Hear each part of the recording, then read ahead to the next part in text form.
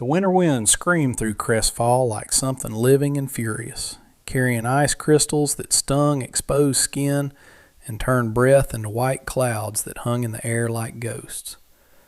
For 3 days the storm had been building, and everyone in the Frontier Waystation knew what that meant. Another week trapped behind shuttered windows. Another week of dwindling supplies. Another week of the kind of cold that could kill a man if he wasn't careful, which made the stranger's arrival all the more remarkable. Then the door swung open on a gust of frozen air, and a tall man stepped through with a worn coat and eyes that told of too many miles on too little sleep. Nash was his name. Since the first leaves turned, he'd been on the trail from Texas, and a dozen way stations between there and here had all served the same gray stew. Beef boiled until it surrendered all flavor, potatoes gone soft, a broth of nothing but salt and regret. He expected the same tonight and had no reason to expect anything else. But something was about to change, something he wouldn't understand until he tasted it. Low and built of rough-hewn logs, the Crestfall way station glowed yellow against the gathering dark. Smoke curled from the stone chimney in a steady column, and when Nash pulled the door open, the sound that spilled out was familiar. Laughter from one corner, a heated argument from another, the scrape of chair legs on a wooden floor. He stepped inside, and the warmth hit him like a wall. The air was thick with the smells of wet wool and stale beer, wood smoke and sweat, the unmistakable odor of too many men in too small a space. At the far end of the room, a fire roared in the stone hearth, casting long shadows across the faces of men hunched over their cards and their plates. Nash took a table near the wall, where he could put his back to something solid and watch the room. A young man appeared at his elbow with a rag slung over his shoulder, and Nash ordered without looking at the menu, whatever was on, whatever was hot. Leaning back against the logs, he let the noise wash over him. The rhythm of the room was the same as every other place he'd been. The clink of glasses, the low murmur of men telling stories they'd told 100 times before, the occasional burst of laughter that rose and fell like a wave. He'd been in 100 rooms like this one, and they all blurred together after a while. The same faces, the same conversations, the same gray stew. He had never been a man for crowds. He was a man for open sky and the low sound of a herd settling for the night, for the kind of silence that let a man hear his own thoughts. But winter was coming on fast, and winter left a man with few choices. A roof and 4 walls and a fire that didn't go out, that was enough, and it had to be enough. The kitchen door swung open, and a woman emerged carrying a tray of empty bowls. She moved through the room like she'd learned exactly how much space to take and no more. A straight line from the kitchen to the tables and back again, her eyes fixed on her work, her feet finding the gaps between the crowded chairs without hesitation. She was small-framed, thin in a way that spoke of hard work rather than delicacy, and her jet-black hair was pinned in a tight knot at the nape of her neck. She wore a kimono beneath a faded apron, a garment that was completely out of place in this rough frontier saloon, a piece of refined artistry among the dust and tobacco stains and crude wooden furniture. The fabric was a deep indigo, worn soft at the edges, and the pattern on the collar was the kind of detail that took a patient hand to stitch. But it wasn't the kimono that made Nash notice her. It was the way she moved, the absolute stillness at the center of her motion. No one else looked at her. She was part of the furniture, something to walk around, a piece of the room's machinery that had been there so long it had become invisible. Men reached past her for their cups without acknowledging her presence. They talked over her as she cleared their plates. She was a ghost in a gray apron, and she had learned to be content with that. Her name was Yuki, and she had arrived in Crestfall 3 months earlier on a supply wagon. She carried nothing but a lacquered wooden case, dark and worn smooth at the corners, held shut with a brass clasp. Mr. Gable, who ran the place, had hired her on the spot. She worked cheap. She didn't complain. She was exactly the kind of woman he wanted in his kitchen, someone who would take what she was given and never ask for more. She never did. She woke before dawn to stoke the fire and grind the buckwheat and knead the dough. She worked through the morning and the afternoon and deep into the evening, and when the last drunk had been poured into a room upstairs or sent out into the night, she carried that lacquered case from the kitchen to the back room and set it beside her bed. No one had ever asked what was inside it. No one cared. But someone was about to ask a different question entirely. The boy brought Nash's bowl a few minutes later, setting it down with a thud that sloshed a little of the broth over the rim. Nash barely looked at it. He reached for his spoon, ready for the same gray slurry he'd been choking down since Texas. But his hand stopped halfway. The broth was darker than usual, a deep brown that caught the firelight like polished wood. And the noodles, they weren't the thick, floury dumplings he was used to, the kind that sat in the stomach like a stone. These were thin, nearly delicate, lying in the broth in neat, even strands. He shrugged and dipped his spoon anyway. Food was food. You ate it, you moved on. He took a bite, and he stopped chewing. The noodles were something else entirely, a clean, nutty flavor that he couldn't place, something earthy and wholesome that tasted nothing like the heavy bread and hardtack he'd been living on. The texture was firm but tender, each strand holding its shape without turning to paste. He chewed slowly, trying to understand what he was tasting, and the flavor only deepened. Then the broth hit him. It carried a depth he couldn't name, a savory richness that coated his tongue and spread warmth through his chest. It wasn't the thin, salty water he was used to. This was something else, something that tasted like it had been built, layer by layer, over time. He took another bite, then another. He ate the rest of the bowl in silence. He didn't taste the coffee when the boy refilled his cup. He didn't hear the argument that flared up at the card table. He didn't notice the cold draft from the door when a new man stepped in.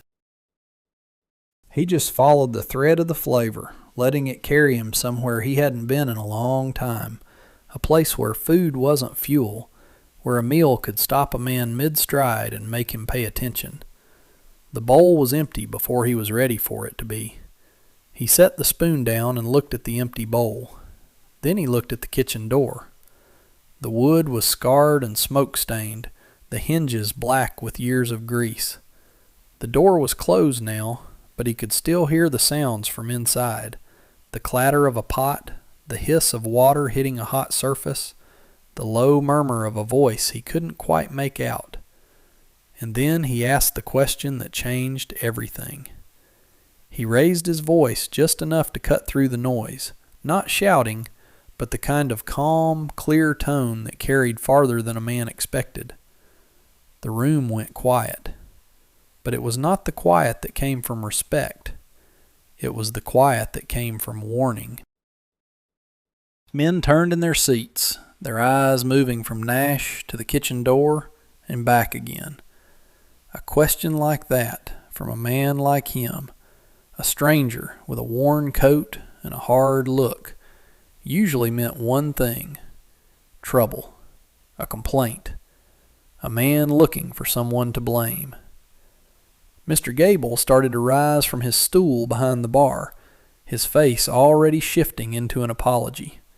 He opened his mouth, already smoothing things over in his mind, ready to offer a free meal and do whatever it took to keep the peace. Before he could speak, the kitchen door swung open.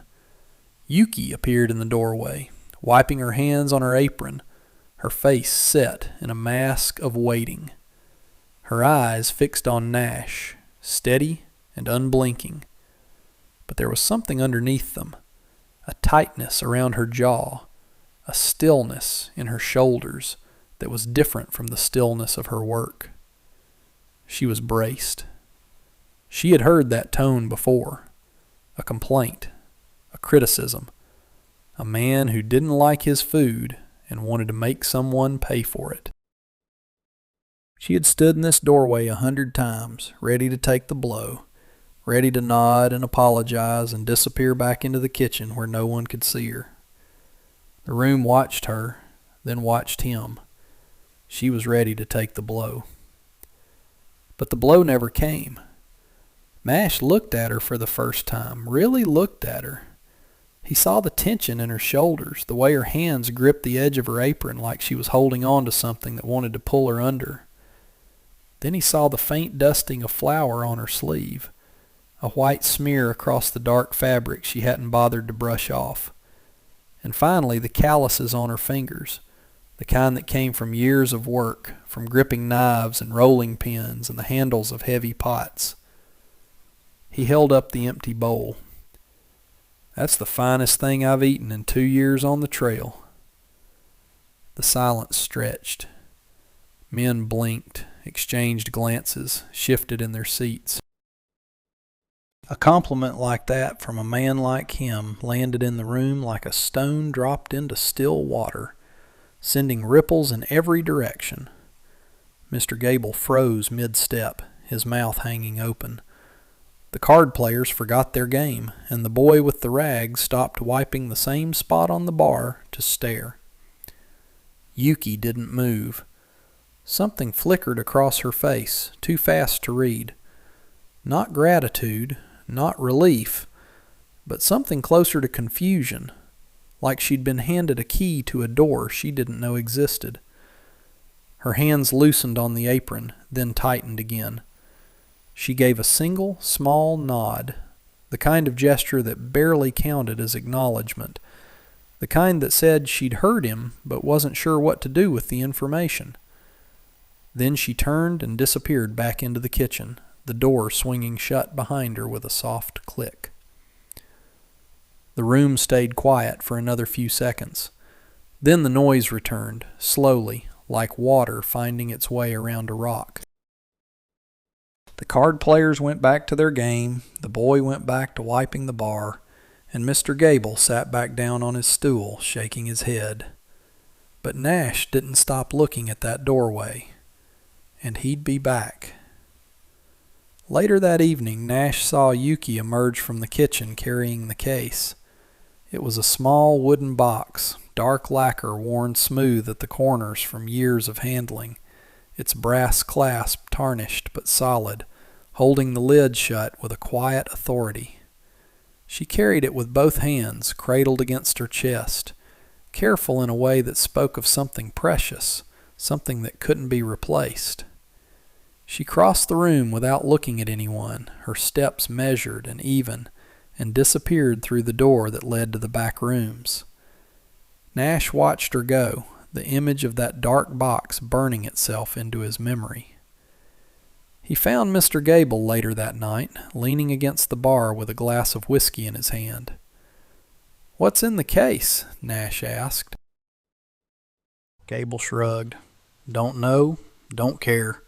She brought it with her when she came, carries it everywhere. I figure it's her business, not mine." Nash let it go, but he didn't forget.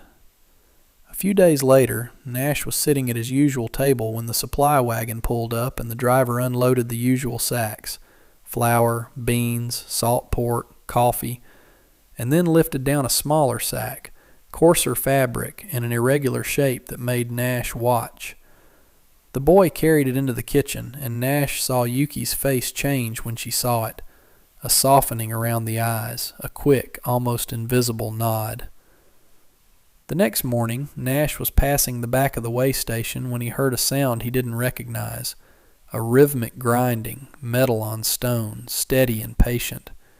He rounded the corner and saw her at the hand-crank grist mill, a sack of buckwheat flour open at her feet, her arm moving in a steady circle as the mill groaned with each turn. The kind of work that took hours. The kind of work that no one else in this town would bother with. He stood there for a long moment, watching her as the pieces started to come together in his mind.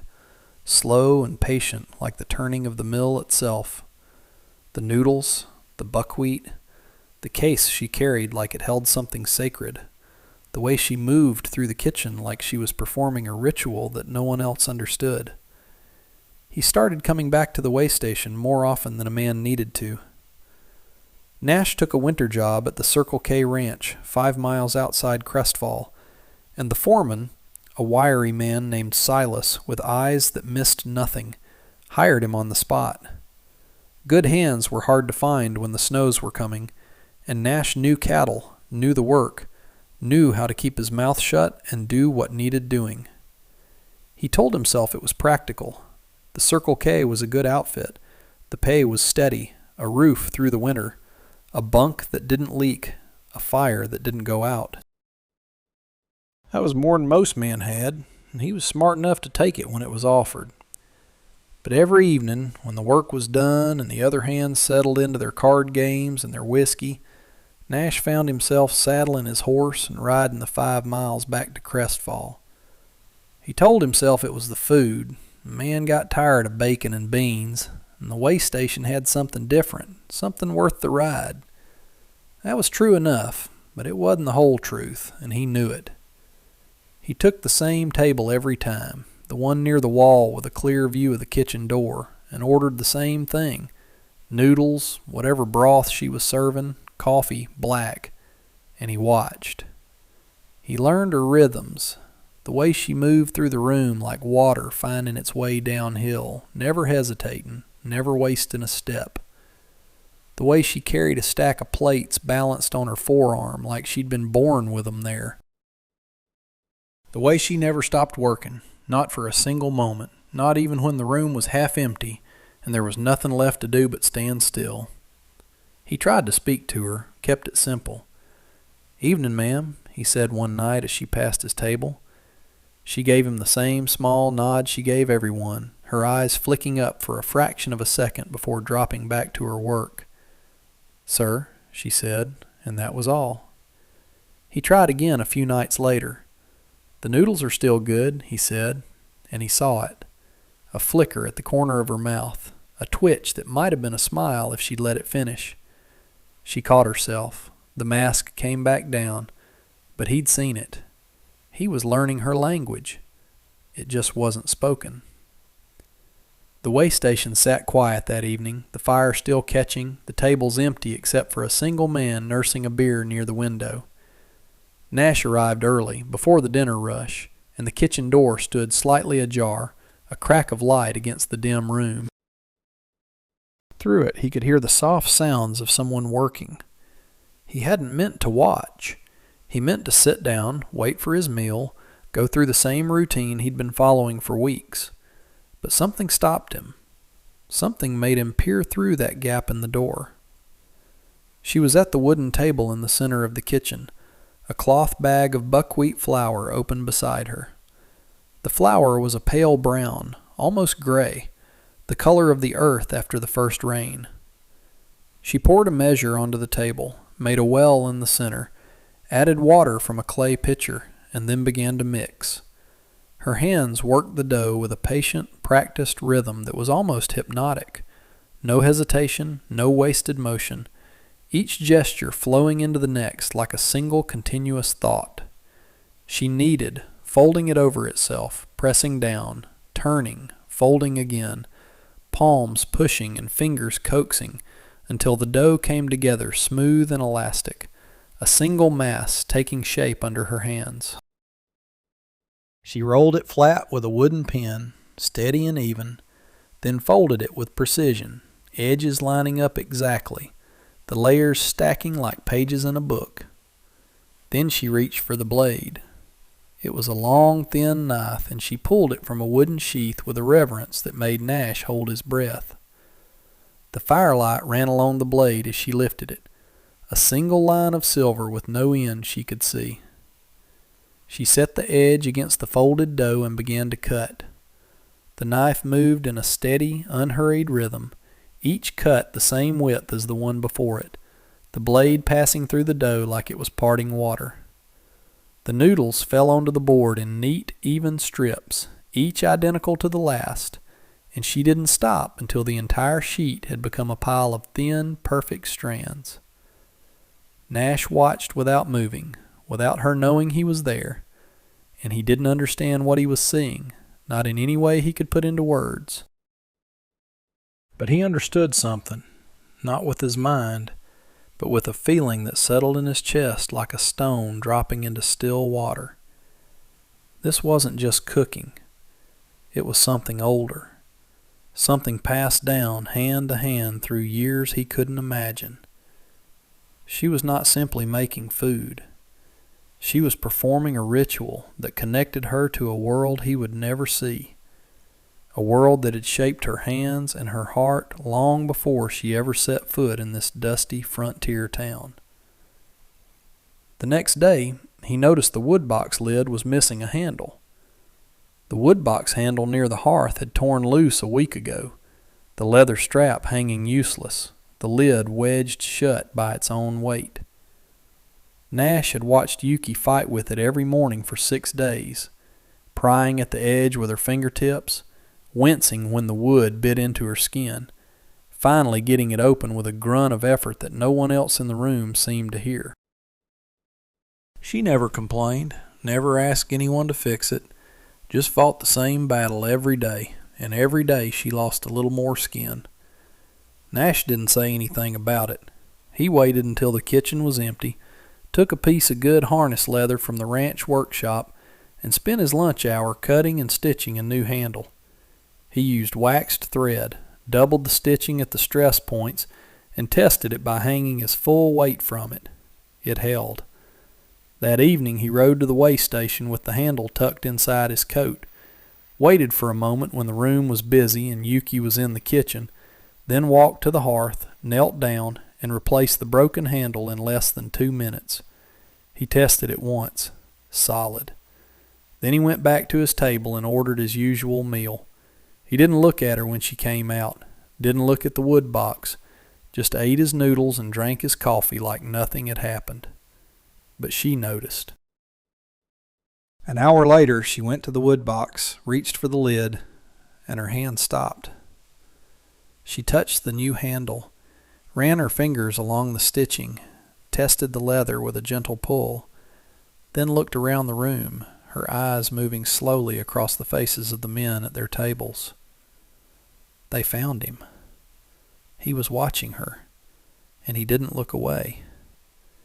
She didn't smile, didn't nod, just looked at him for a long moment, then opened the lid with one smooth motion and went back to work. She didn't say thank you. She didn't have to. From that night on, something shifted. His portions were larger than anyone else's, the noodles piled higher, the broth deeper in the bowl. His coffee came hotter, brought out before he asked for it, set down with a small, careful motion different from the way she served the other men. His bowl was always the first one out of the kitchen, as if she was watching for him through the gap in the door. Small gestures, the kind that didn't mean anything to anyone else, but meant everything to two people who didn't know how to say what they felt. He noticed the path to the ash heap was slick with ice one morning, and he spent an hour with a shovel and a bucket of sand from the ranch.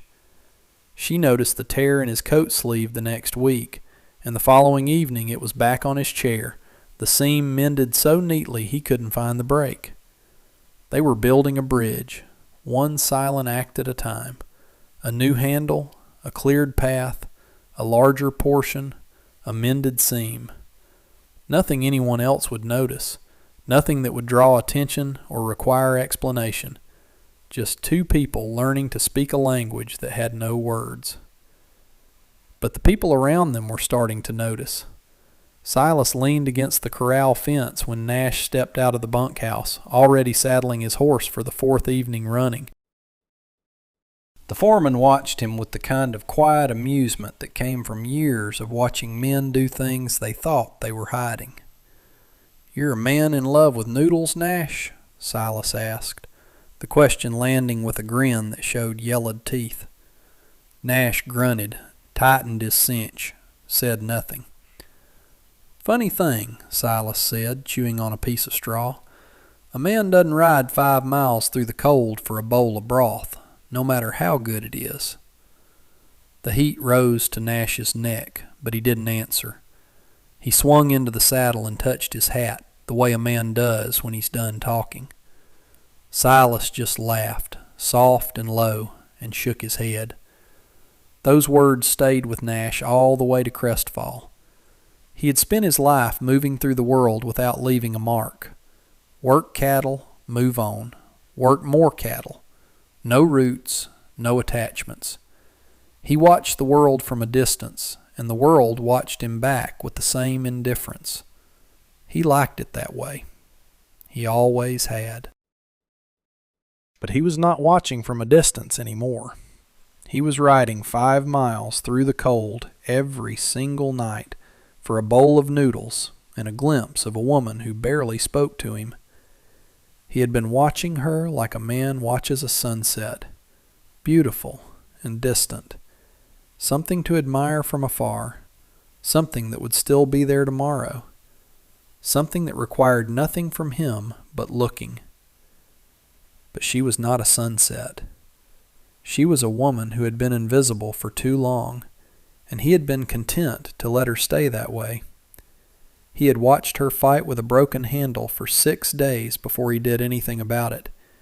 He had watched her carry that lacquered case through the room every night, never once asking what was inside. He had watched her work herself to exhaustion, and he had called it admiration. The thought sat with him, uncomfortable and growing. The night came down bitter cold, the kind of cold that found the cracks in a man's coat and settled into his bones. The waystation sat half empty, the fire burning low, the usual noise reduced to a murmur. Nash sat at his table, a cup of coffee cooling in his hands, watching the flames shift in the hearth. The kitchen door stood slightly ajar. Voices carried through the gap. Mr. Gable's voice, low and matter-of-fact, the tone of a man discussing something he had already decided. "Business is slow, Yuki. I can't afford to keep paying you full wages when we're half empty." Nash's hand tightened on his cup. "Winter's here. It's going to get worse before it gets better. I'll have to cut you back a bit, and I'll need you to take on the morning cleanup in the main room, too.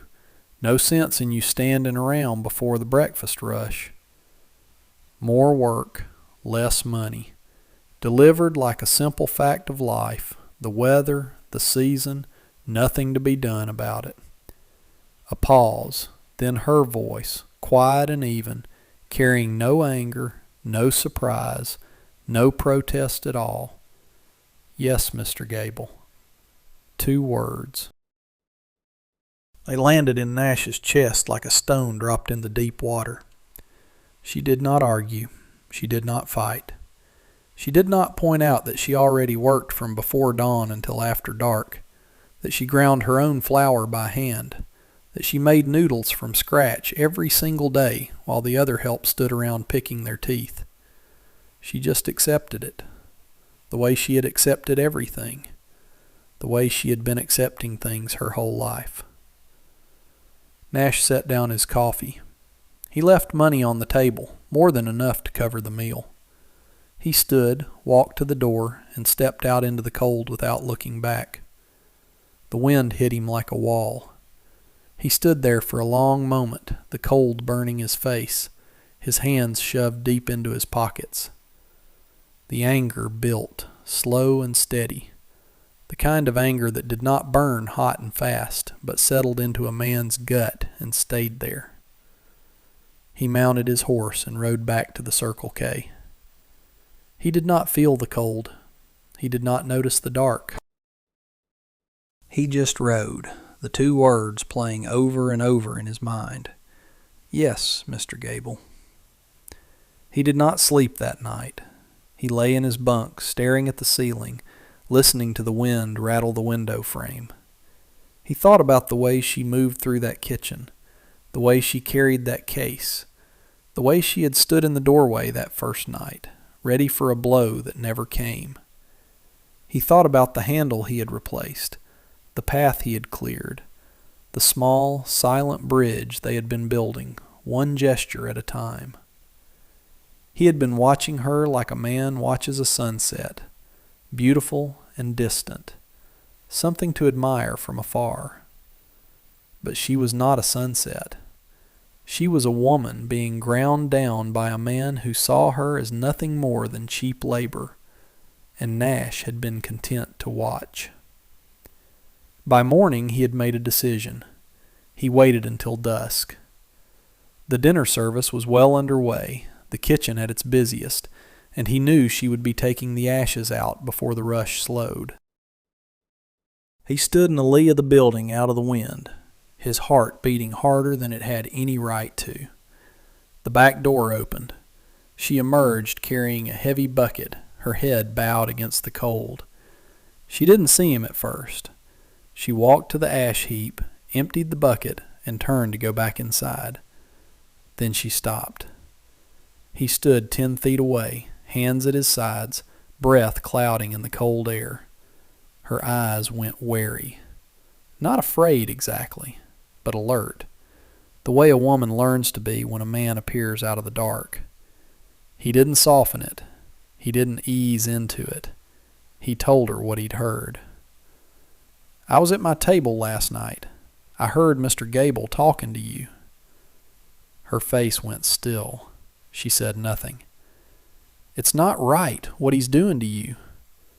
She looked away, down at the empty bucket in her hands. "It's the way of things," she said. Not a complaint, not a plea, just a statement, flat and final. "It doesn't have to be." She looked up at him, her eyes searching his face for something. He didn't know what. He just kept talking. "The Circle K? Our cook quit last week, headed for California. We need someone new." He watched her process the words, saw the flicker of confusion cross her face. "There's a cabin that goes with the job," he said.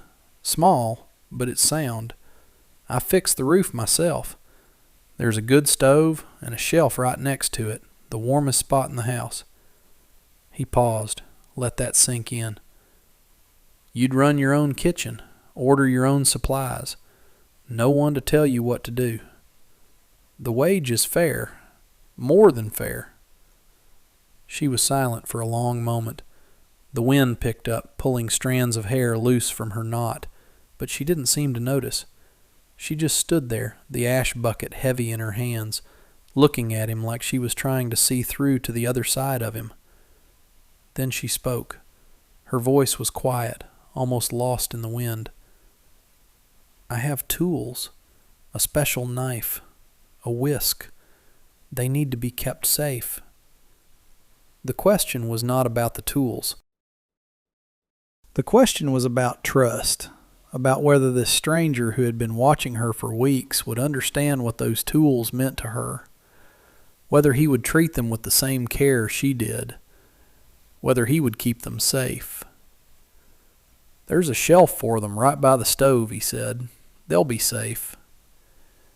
He came the next morning with a wagon, the horse's breath steaming in the cold air. Yuki waited on the boardwalk, her belongings stacked at her feet.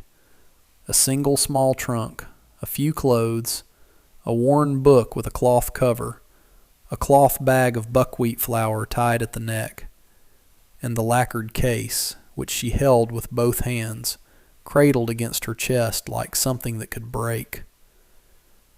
Mr. Gable came out as Nash loaded the trunk. He started to protest, his voice rising in that practiced tone of a man used to getting his way. Nash turned and looked at him. Just looked. No words, no threat, no movement. Just a flat, steady gaze that held no anger and no room for argument. Gable's mouth opened and closed. He stepped back inside. The ride to the Circle K was mostly quiet. The cold wind bit at their faces, and the wagon wheels creaked over the frozen ground. Yuki sat beside him, the case in her lap, her eyes fixed on the horizon. She did not look back at Crestfall. The cabin was exactly as he'd described it, small but clean and solid. A fire was already laid in the stove, a stack of chopped pine wood on the porch. The walls were tight, the windows fitted with heavy shutters. He showed her the shelf, built into the wall beside the iron stove, the warmest spot in the house. She placed the case there with a reverence that made him look away. Then she opened it. For the first time, Nash saw what was inside. The tools were carefully wrapped in cloth. A long, thin knife in a wooden sheath. A bamboo whisk, its tines curled inward, worn smooth from years of use. A small wooden paddle. A cloth bag of something dark and fine. She touched each one as she unwrapped it, checking them, making sure they had survived the journey. Her hands moved with the same patient care he had seen in the kitchen, the same economy of motion, the same quiet reverence. She trusted him now. She had shown him what she carried. Yuki's kitchen turned into the heart of the Circle K. That first night she set to work. The hands trooped into the main house expecting bacon and beans, the same meal they'd been chewing through for weeks. What they got was something else entirely. Bowls of noodles in a broth so rich it stopped them mid-sentence, steam rising in the cold air, flavors spreading across their tongues like a language they didn't know they could understand. They ate in silence, the way men do when something demands their full attention. Then they ask for more. The praise came blunt and honest, the way ranch hands praised anything good. "Best thing I've ever eaten, ma'am." "Don't know what you did to that broth, but don't stop doing it." She figured out how to accept it without flinching, how to meet their eyes when they thanked her, how to let a compliment land without waiting for a blow behind it. Over time, Nash and Yuki found their own rhythm. Most evenings they ate together in the cabin, the fire crackling, the wind working against the walls. He helped her chop vegetables, his knife work clumsy compared to hers, but steady. She mended the tear in his coat, the stitches so fine they were nearly invisible.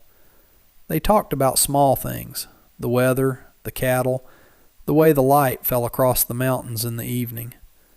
The big things came later, in pieces, in the spaces between words.